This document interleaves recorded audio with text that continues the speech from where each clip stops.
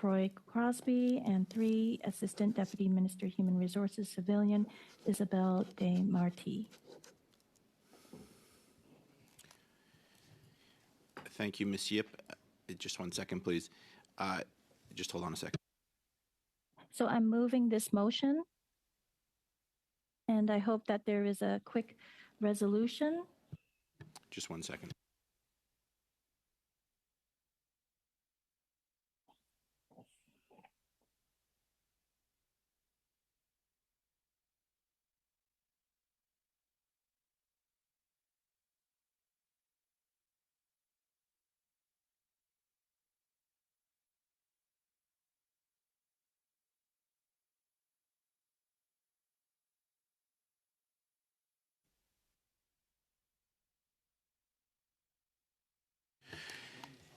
Thank you, Ms. Yip. The clerk has received that. We'll disseminate it. Mr. Weber, I apologize. We're going to try to get through this quickly, I hope. Yes, Mr. Barrett.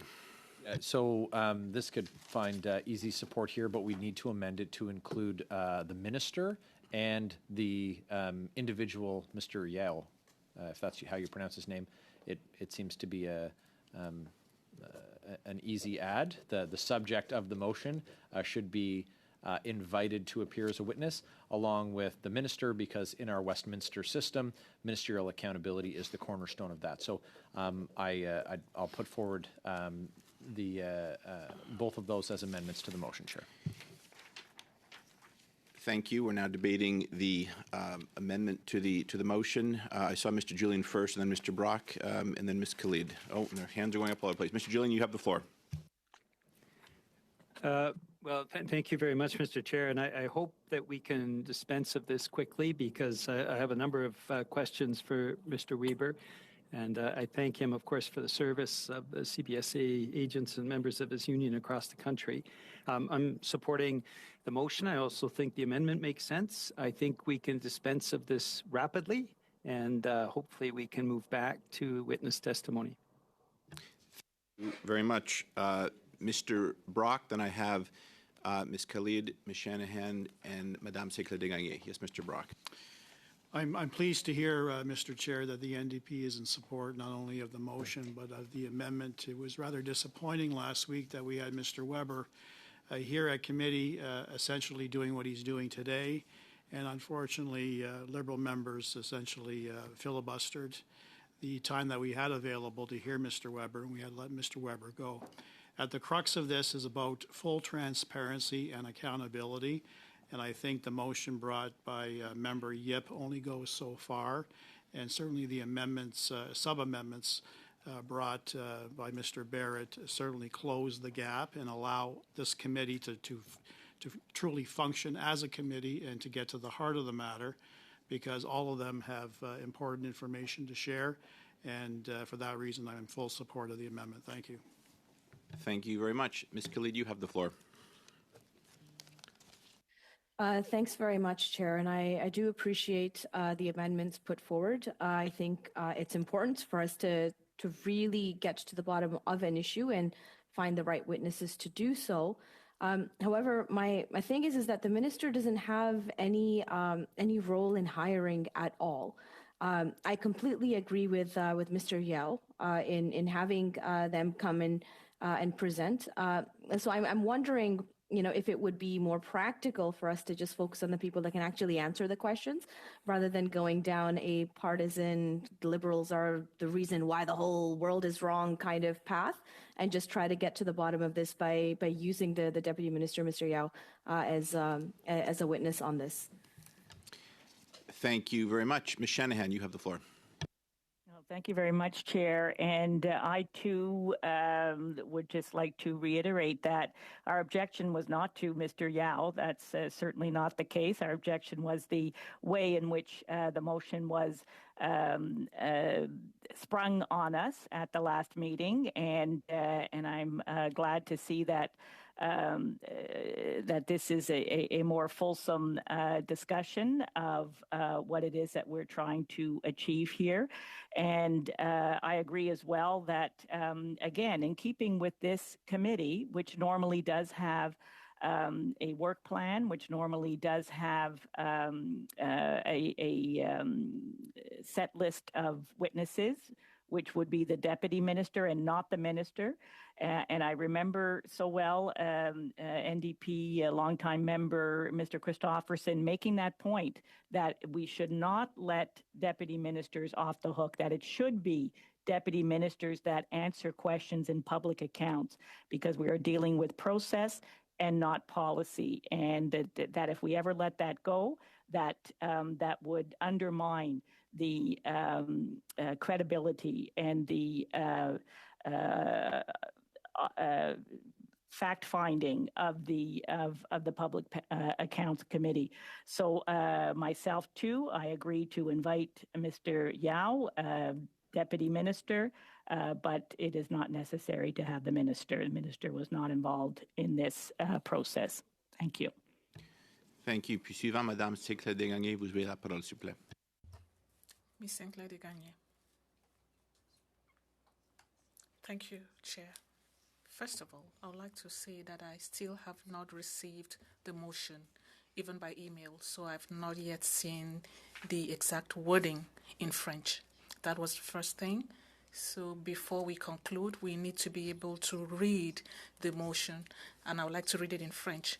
When it comes now to the substance of the motion, I agree with Mr. Julian. I would have liked to have a more direct intervention. We are in favor of the motion as well as in favor of the amendment. It goes without saying, because ministerial accountability is important, and the CEO of Dalian, considering the scope of contracts they received since 2004, the quantity of contracts they received, I think it's important for them to be invited. Thank you. Thank you very much. Actually, just give me 1 second. You'll be next, Mr. Brock. Just hold on. I just want to confer with the clerk.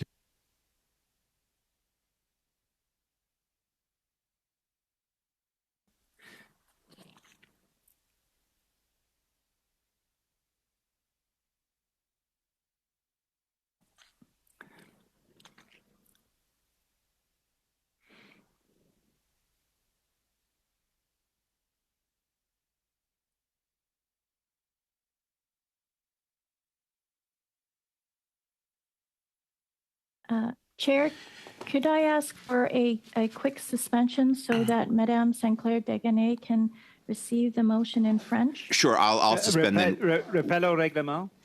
Yes, Mr. Yes, we're just working on that. It will be out shortly, but yes, Mr. Julian, yes, go ahead.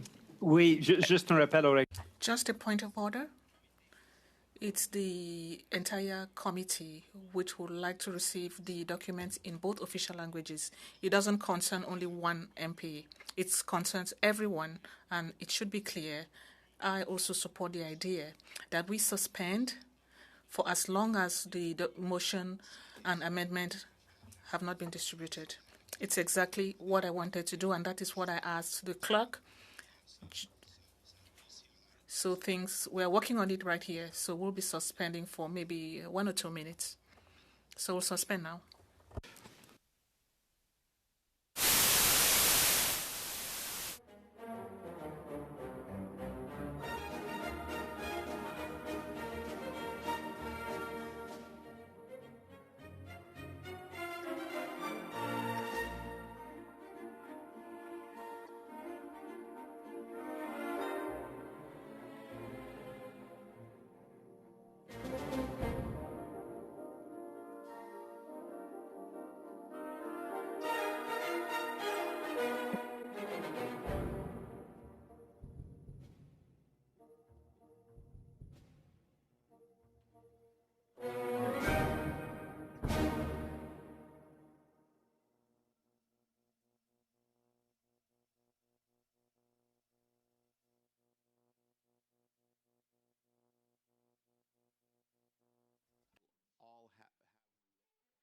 In your email boxes, the motion dans les deux langues officielles.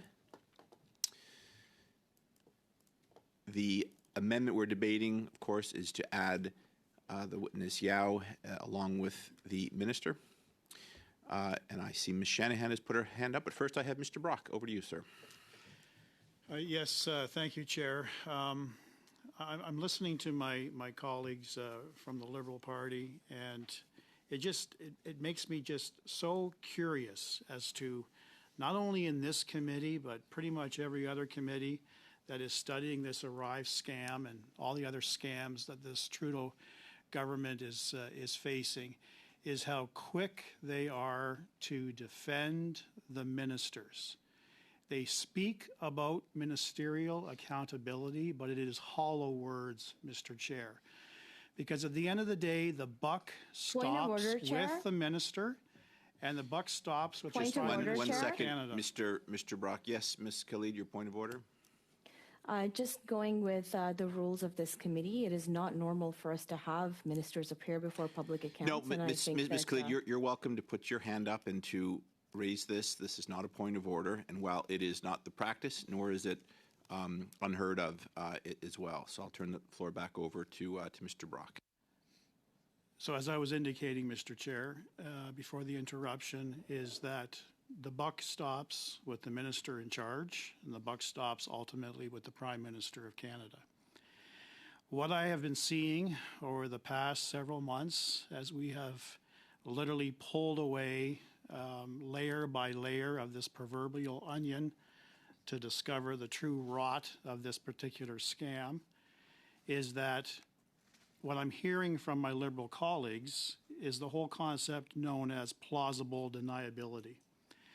We've heard from presidents, we've heard from deputy ministers that notwithstanding the raging fire that was this Arrive scam within their various departments, no one felt it prudent enough to inform ministers. I'm so sorry, Chair.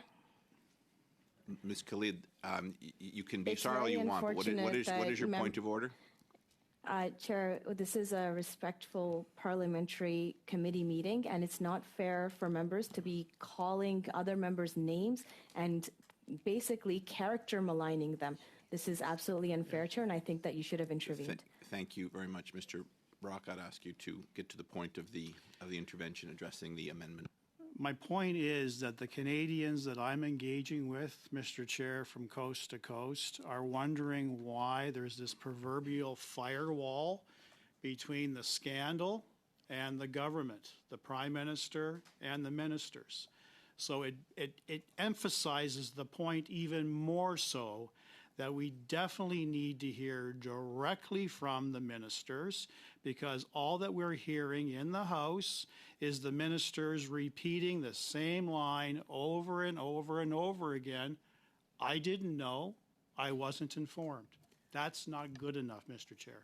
Thank you. Thank you very much. Ms. Shanahan, you have the floor. Thank you, Chair. Actually, my first intervention was around the amendment, so you did clarify that. And frankly, you know, we have had ministers on an exceptional basis to this committee, and yeah, it's. You know, I'm always concerned about precedent for future public accounts, and what we do here does matter. We should not let deputy ministers off the hook, definitely not. So and because we're really talking about a problem in the civil service amongst, and I'm confident that it's just a few bad apples or insufficient, processes and lack of, as the Auditor General pointed out, yes, in an emergency situation, but that doesn't mean that the rules are thrown out the window. And I know that we're going to be able to get to that with this motion as originally intended. We're certainly going to be able to get to that. And I want to hear from our NDP colleague, but you know, I have no problem with hearing